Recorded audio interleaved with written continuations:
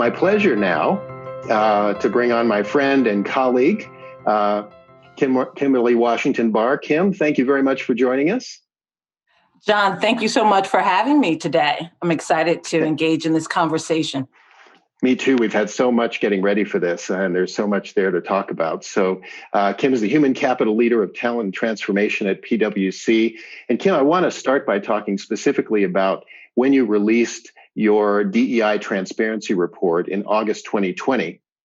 I understand that report had some surprising effects, that you've had over 100 plus client conversations about diversity, equity, inclusion, and belonging since the release of that report. And it's been kind of a catalyst in ways that you might not have expected. Yeah, John, that's right. We have, since the release of the report in August, we've had well over 100 client conversations, and it's been a part of our ongoing focus with our clients to have knowledge sharing sessions.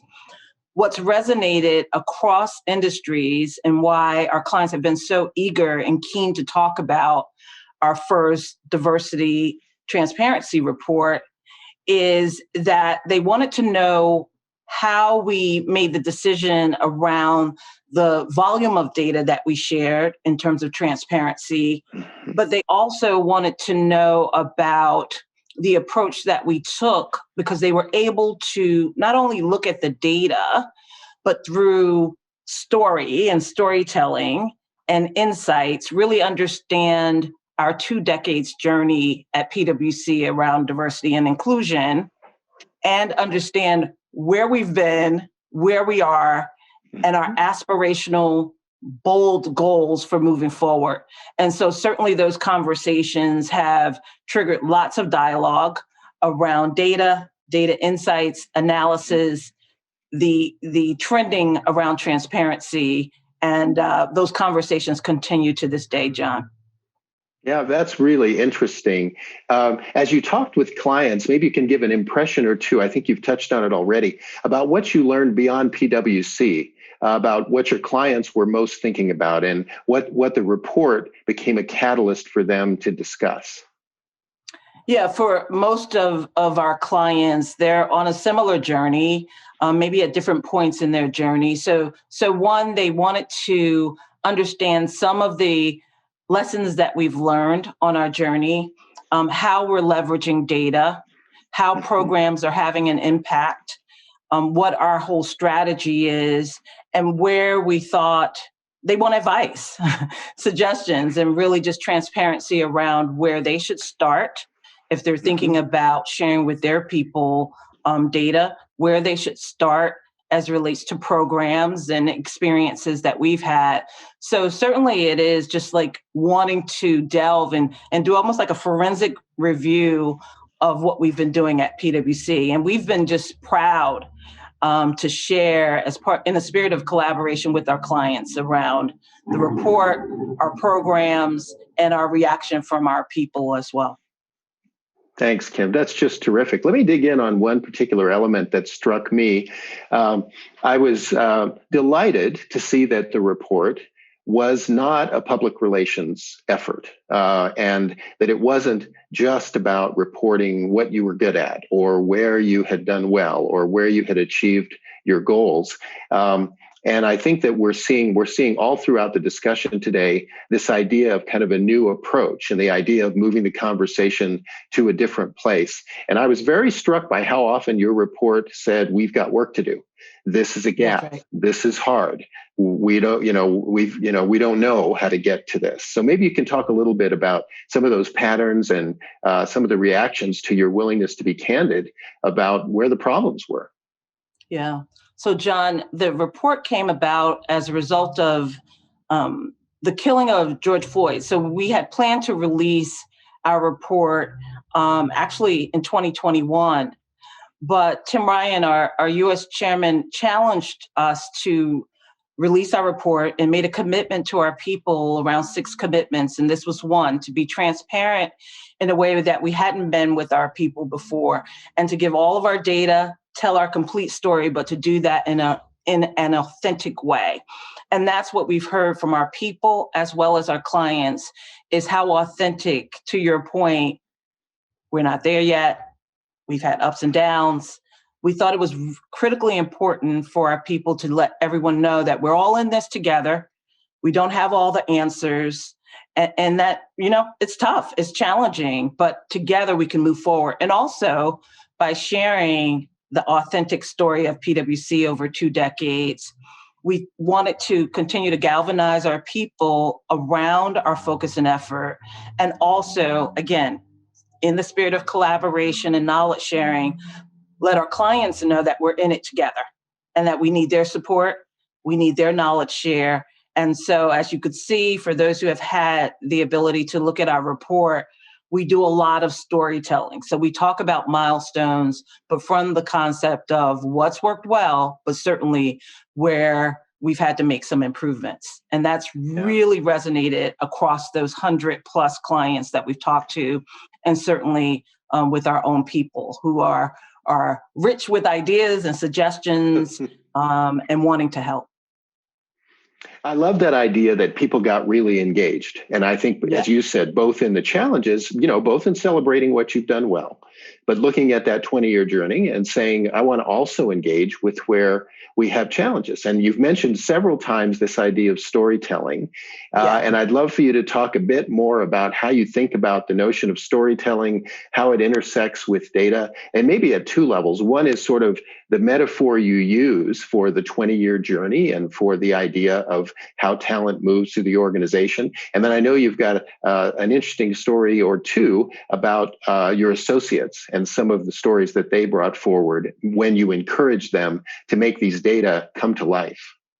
Yeah, great, John. So again, as we started looking at our data and analyzing it and preparing the report, we actually galvanized a team of storytellers and people who have the expertise in narratives and analyzing data and insights. And the idea of story is something that we found helps build connection, relationships, belonging across our people. So we have used story not only in the report, but throughout our programs, that idea of storytelling. How were you able to succeed and make partner?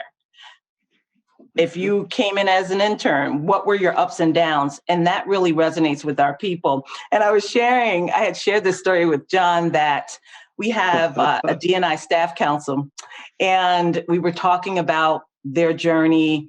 And we actually got into this conversation around intersectionality and storytelling.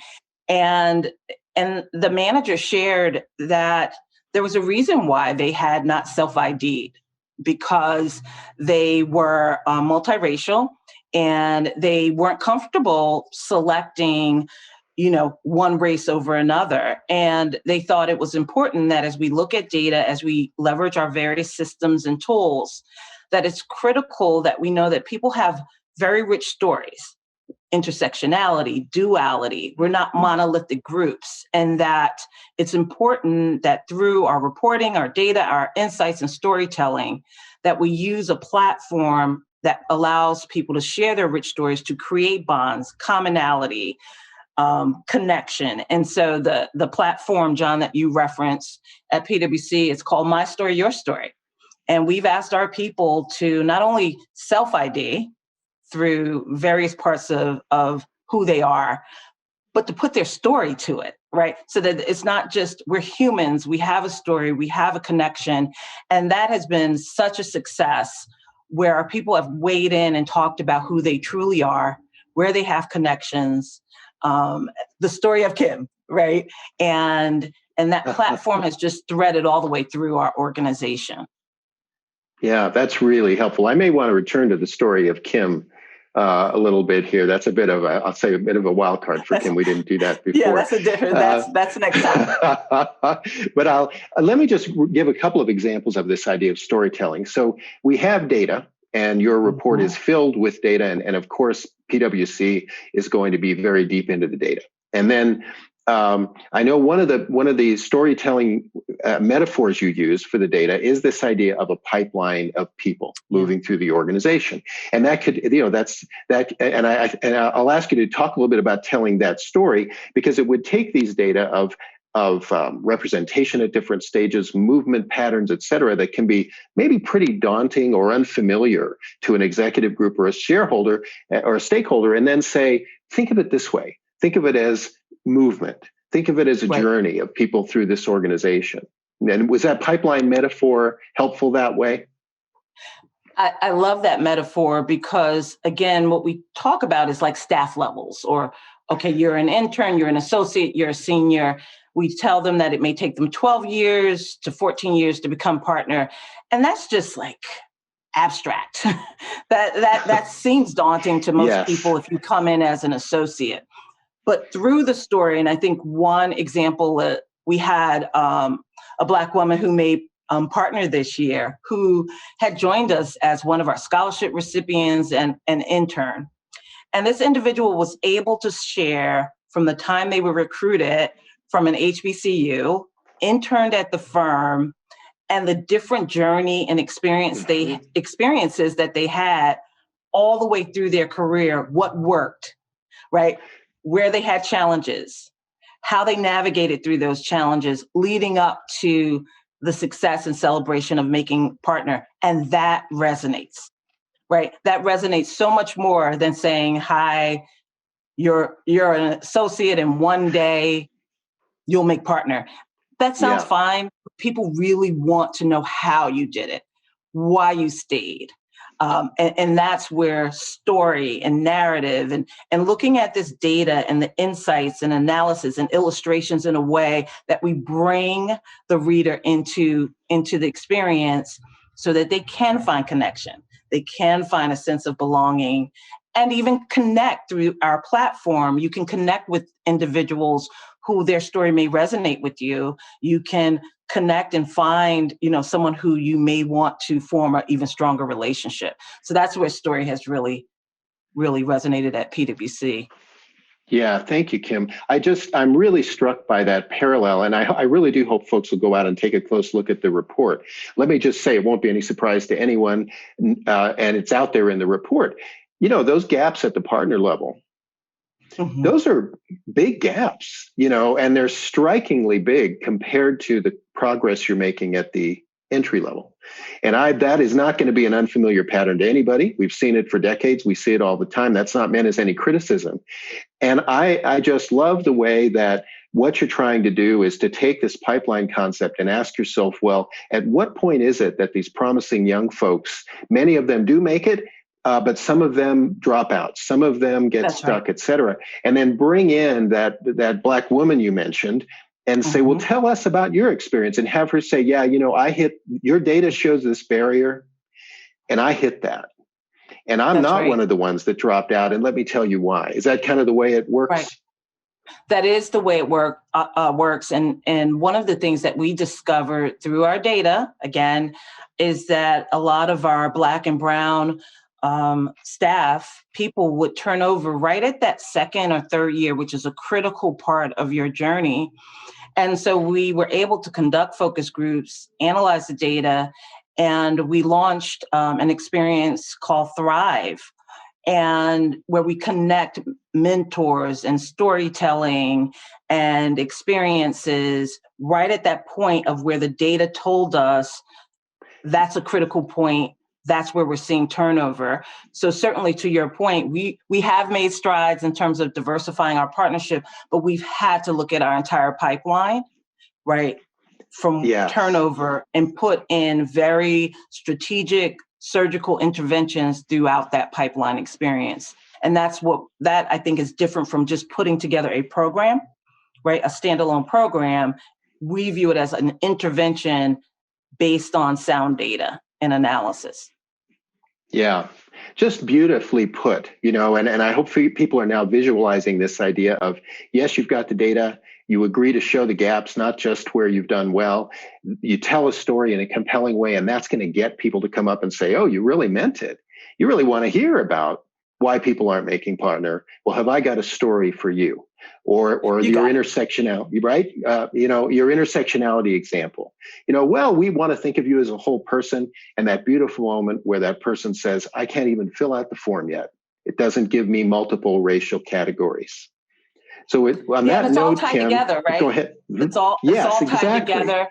So when we talk pipeline, that's called integration, right? And it's all connected to that whole story. And we've just found that to be successful as we continue our work journey.